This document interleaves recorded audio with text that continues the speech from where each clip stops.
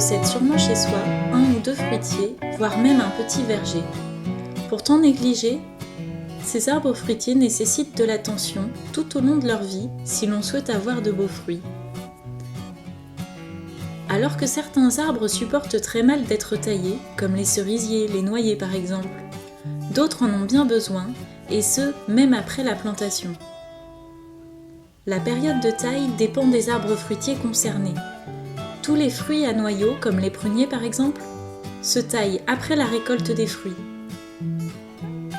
Pour les fruits à pépins, comme les poiriers, les pommiers, ils se taillent hors période de gel, avant la sortie des fleurs, soit au mois de mars, lorsque l'on peut distinguer les bourgeons à bois des bourgeons à fleurs.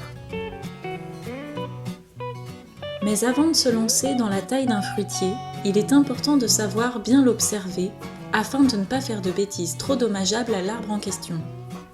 Donc avant de tailler, on regarde toujours son arbre, on s'approche de lui lentement, on essaye de voir dans sa globalité, aussi de voir autour dans le verger, est-ce qu'il est proche d'autres arbres ou pas, de voir donc vraiment d'étudier son verger et son arbre. Donc en fait la première chose à faire, c'est est-ce qu'on intervient sur un basse-tige, un demi-tige ou un haute-tige. Donc selon ce type d'arbre, la taille sera pas pareille et la réaction de l'arbre sera pas la même. Donc en fait, on rappelle toujours sur le haut tige, c'est 2 points de greffe. Donc on a un système racinaire assez vigoureux qui va puiser dans le sol la nourriture pour l'arbre pour qu'il pousse. On a le tronc bien droit qui est aussi une autre variété. Puis tout en haut, on a la pomme sélectionnée qu'on veut où il y a le point de greffe. Donc par exemple, on va prendre la rainette de Caux comme variété. Un basse-tige, lui, c'est un système racinaire et avec la greffe, ça va donner un arbre buissonnant. Donc la greffe assez proche du sol. Et un demi-tige, c'est pareil qu'un haut-tige, sauf que c'est simplement la hauteur de greffe qui différencie. On regarde aussi s'il y a du bois mort, c'est la première chose qu'on va enlever. On regarde si l'arbre a besoin de lumière, parce que des fois, il faut simplement pas le tailler, il n'y a pas à le tailler. Tout simplement.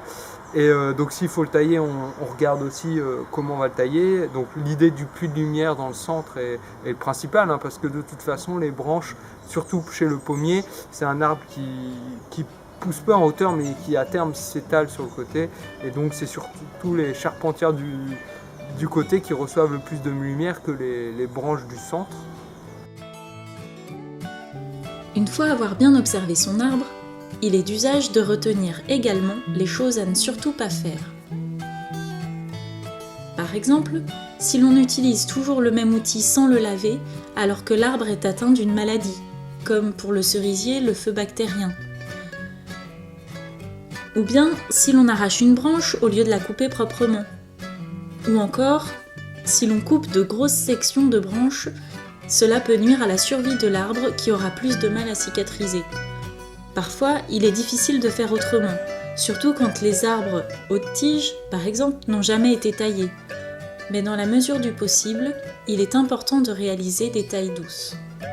On voit qu'il faut intervenir, faire un puits de lumière, mettons, et on se rend compte que on voudrait enlever cette branche-là.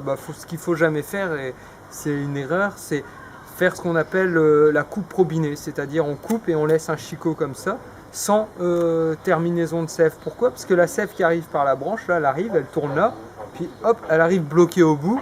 Et c'est comme si on met son doigt au bout d'un robinet qui coule, au bout d'un moment, ça jaillit plein de filets d'eau partout. Là, ça va faire pareil. Tous les bourgeons dormants vont se développer dans tous les sens. Et en plus, ça cicatrise plus mal. On ne laisse jamais de chicot. Donc, on coupe de telle sorte à ce que la sève, elle est toujours un axe de continuité, ou alors par là, mais on coupe jamais comme ça, quoi, où elle arrive, bof, elle est bloquée au bout et elle fait plein de petites branches. Ça peut devenir gênant, on les recoupe et c'est des branches qui produisent jamais de fruits en plus. Donc à tout niveau, c'est une coupe à ne jamais faire.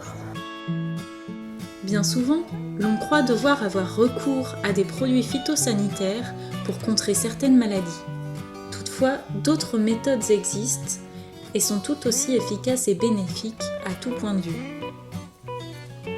En arboriculture biologique, on utilise beaucoup, ils utilisent beaucoup cuivre et soufre en fait, le mélange de, par exemple, bouillie bordelaise.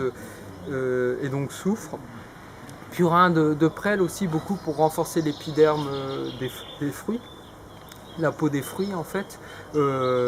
Voilà, donc ça c'est décoction de prêle qu'on fait chauffer, ça aussi c'est très fortement utilisé.